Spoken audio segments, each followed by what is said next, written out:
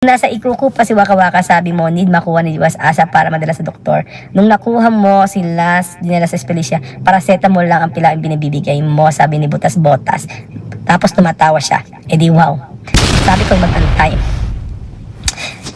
Minsan, may mga videos tayo na hindi agad napapalabas. Kaya minsan, akala nyo, kapag hindi pa naipapalabas, ay hindi natin nagagawa. Kaya akala ng iba, pag ang daily vlog, na nakagaya po ng videos na nakarang araw, hindi nyo alam, medyo late na po yun. So may mga ganun pong eksena, na akala nyo bagong-bago pero hindi. Meron naman mga videos na nagawa na pero hindi pa na iba-vlog. Ganun po mga amigo. Kagaya po, nung nagpa-check up before, tawang-tawa nga ako nang sinabing gano'n. Pina-check up po daw si Waka Waka, pinilaboratory, tapos pina-check up po sa doktor. Hindi nyo alam kung sino yung doktor na pina-check upan ko. Nakita nyo lang na sa may kalsada ko lang daw nakita may doktor. Magaling na doktor po yan mga amigo. Minsan talaga ang tao magaling manghusga. So ano man yung nakikita.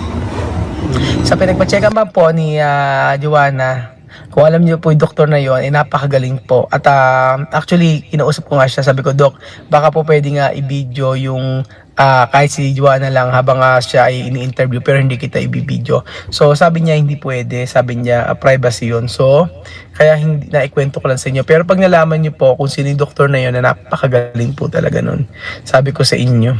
So nakita lang nila na sa kasada kami, ganyan-ganyan, pero hindi nila alam na, alam niyo po ba na doon ako nagpapa-check up, doon kami nagpapa-check up lahat halos kami, kahit malayo po yung lugar, doon kami nagpapa-check up kasi kampante kami sa doktor na yun.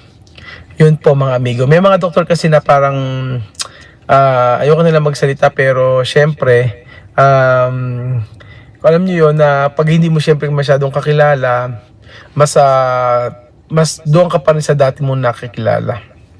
Sa dati mong kakilala. Ganun po mga amigo. Oh my God, how stupid could you be, people?